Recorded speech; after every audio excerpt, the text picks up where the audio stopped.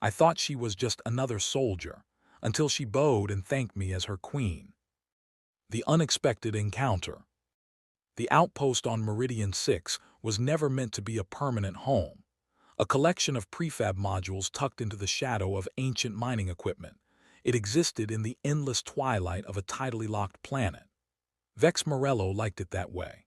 The eternal dusk matched his mood, and the isolation suited a man who preferred the company of broken machines to people who asked too many questions. Vex pushed his goggles up onto his forehead and squinted at the atmospheric scanner. The thing had been glitching for days, reporting phantom energy spikes that vanished before he could triangulate them. He tapped the display with a grease-stained finger. "Come on, you temperamental piece of—" The alarm blared, cutting him off mid-curse.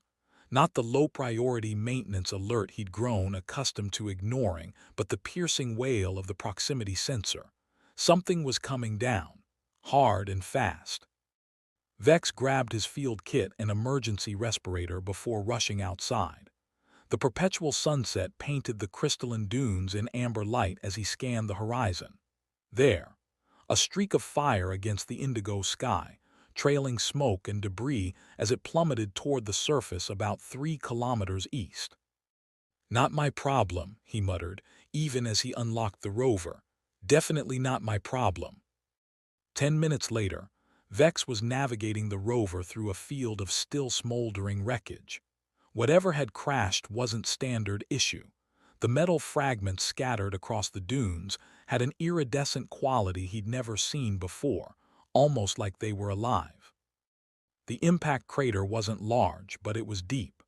At its center lay something that resembled an escape pod, though its design was unlike any Vex had encountered in his 15 years working the frontier. Its surface was sleek, with no visible seams or hatches, and it pulsed with a faint blue light that ebbed and flowed like breathing. "Hello," Vex called out, keeping a safe distance. "Anyone alive in there?" The pod responded with a hiss of depressurization. A seam appeared along its side, widening into an opening just large enough for a person to crawl through. Vex took an involuntary step back, his hand moving to the plasma cutter on his belt. A figure emerged, stumbling and unsteady. Armored in what looked like liquid metal, the stranger collapsed to their knees in the sand. The armor was damaged, cracked in places, scorched in others, revealing glimpses of pale skin beneath. Vex approached cautiously. "Hey, you all right?" The figure raised its head, and Vex found himself staring into eyes that gleamed like distant galaxies, deep violet with specks of light that shifted and moved. The helmet had partially shattered, revealing a face with features too perfect to be completely human, high cheekbones, a strong jaw and skin that seemed to shimmer faintly. "System failure," the stranger whispered, voice rough as if unused to speaking. "Repairs required." Then she, for Vex could now see it was a woman, pitched forward into the sand. Vex hesitated only a moment before kneeling beside her. The armor was warm to the touch and seemed to respond to his contact, shifting slightly as if assessing him. He could see now that it wasn't merely damaged. It was actively trying to repair itself, the edges of the cracks attempting to knit together before failing and falling still. "This is way above my pay grade," Vex muttered, but he was already hooking his arms under the stranger's shoulders. Despite the armor, she was surprisingly light, as if the metal weighed nothing at all. Getting her into the rover was a challenge, but once he had her secured, Vex took one last look at the pod. Something told him he shouldn't leave it there, not where anyone passing by might find it. With a sigh, he attached the rover's tow cable to the sleek vessel and hoped the winch wouldn't give out. The journey back to the outpost was tense. Every few minutes, Vex glanced at his unconscious passenger, half expecting her to wake up and attack him, or worse, expire quietly while he wasn't looking. The armor continued its strange, almost organic movement, although it seemed weaker now, the blue glow fading to a dull pulse. "Don't die on me," Vex said, more to fill the silence than anything else. "The paperwork would be a nightmare." By the time they reached the outpost, night had fallen on the inhabited side of Meridian 6. Vex maneuvered the pod into his workshop and then carried the woman inside, laying her on his workbench. In the harsh light of the overhead lamps, he could see that her injuries were more extensive than he'd first thought. The armor wasn't just damaged, it was integrated somehow with her body. Where it had broken, so had she, leaking a silvery fluid that might have been blood or something else entirely. Vex ran a scanner over her, but the readings made no sense. Energy signatures he'd never seen before, cellular structures that defied classification. "What are you?" he murmured. As if in response, her eyes fluttered open. For a moment she seemed disoriented, her gaze darting around the cluttered workshop. Then those strange, luminous eyes fixed on Vex. "Where?"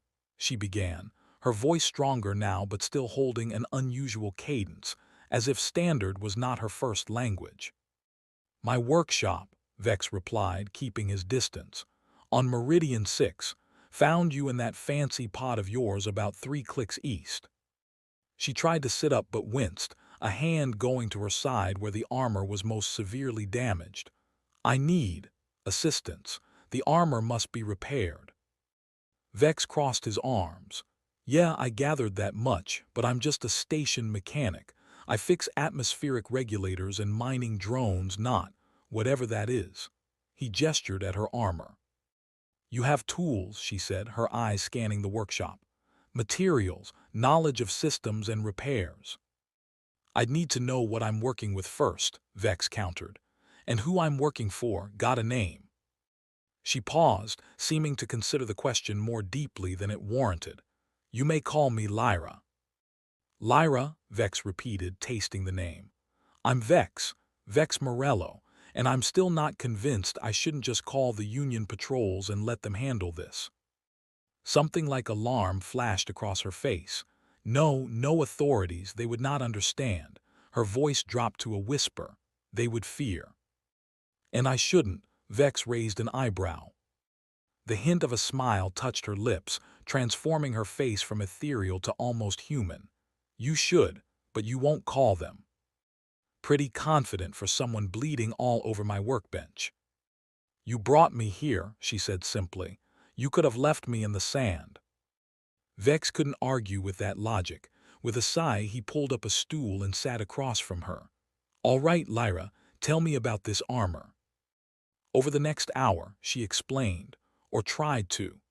Much of what she said was technical jargon that meant nothing to Vex, references to alloys and energy matrices that didn't exist in his understanding of physics. What he did gather was that the armor was somehow symbiotic, bonded to her at a molecular level, and that repairing it would heal her as well. "It requires energy," she said, gesturing to a damaged panel over her heart, "and a specific resonance to activate the self-repair functions."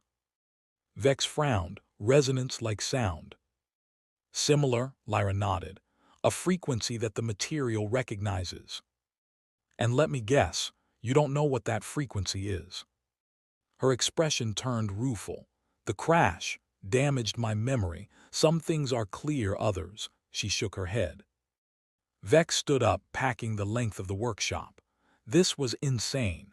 He should absolutely contact the authorities. This woman, if she even was a woman, was clearly dangerous. Her technology alone would be worth a fortune to the right people, which meant others would kill to possess it. Or her. And yet... "I'll help," he said finally, coming to a stop in front of her. "But we do this my way. No secrets, no half-truths. And the moment I think you're a threat to me or this station, you're out. Deal?" Lyra studied him for a long moment, those strange eyes seeming to look through him rather than at him. Then she nodded once, a movement that somehow carried more gravity than it should have. "We have an agreement, Vex Morello."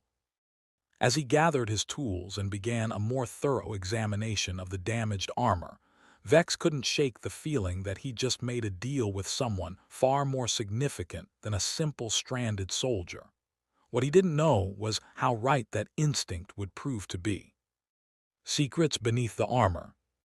Morning on Meridian 6 wasn't marked by sunrise, but by the automated lighting systems gradually brightening to simulate dawn. Vex awoke with a crick in his neck from sleeping in his desk chair, eyes immediately darting to the workbench where he'd left Lyra. She was gone. He bolted upright, heart pounding. Had she fled, stolen his equipment? Was she even now contacting whoever or whatever she really worked for? A soft humming from the adjacent room answered his unspoken questions. Vex found Lyra standing before his bank of diagnostic equipment, her armor now emitting a faint melodic pulse as she interfaced with his systems. Her back was to him, and in the artificial morning light, he could see the intricate patterns etched into her armor, not decorative, but functional, forming circuits and channels along which energy visibly flowed. "Do you always access people's computers without asking?" Vex asked, leaning against the doorframe. Lyra didn't startle at his voice.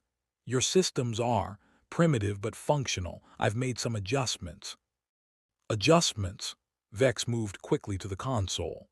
"What kind of?" He stopped, staring at the display.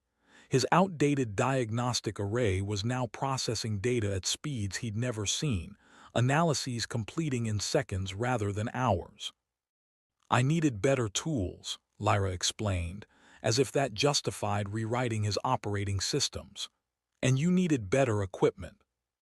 Vex couldn't decide whether to be impressed or annoyed. A little warning next time would be nice. She tilted her head, studying him with those unnerving eyes. "You sleep inefficiently. 7 interruptions in one rest cycle." "You were watching me sleep." "Monitoring," she corrected. "Your respiratory patterns indicate possible early-stage atmospheric toxicity." Vex waved dismissively. "It's just dust from the eastern dunes, nothing serious." "Your left lung capacity is reduced by 17%. That made him pause. He'd been feeling short of breath lately, but he'd attributed it to age and too many years breathing recycled air. "How could you possibly know that?" "The armor isn't just for protection," Lyra said, gesturing to her own damaged breastplate. "It observes, analyzes. When fully functional, it can repair." "Repair what exactly?" "Anything," she replied simply. Vex decided to file that concerning statement away for later. "Speaking of repairs, let's take a look at the damage in proper light." He led her back to the workshop, where his tools were still laid out from the previous night's preliminary examination. In daylight, the extent of the armor's damage was even more apparent. Fractures ran like lightning across the surface, the once smooth metal now jagged and dull in places. "This panel is completely shot," Vex said, pointing to a section covering her left shoulder. "And this connector here," he indicated a junction near her spine, "it's severed completely." Lyra nodded. "The primary neural interface is compromised. Without it, the armor cannot fully communicate with my nervous system." "Which means?" "Limited functionality, reduced healing, incomplete awareness." Vex selected a fine-tipped probe from his toolkit. "May I?" At her nod, he gently touched the probe to the damaged neural connector. The reaction was immediate. The armor around the area constricted like muscle, and Lyra inhaled sharply. "I'm sorry," Vex withdrew the probe quickly. "Did that hurt?" "No," she said, though her expression suggested otherwise. "It's remembered pain, echo response."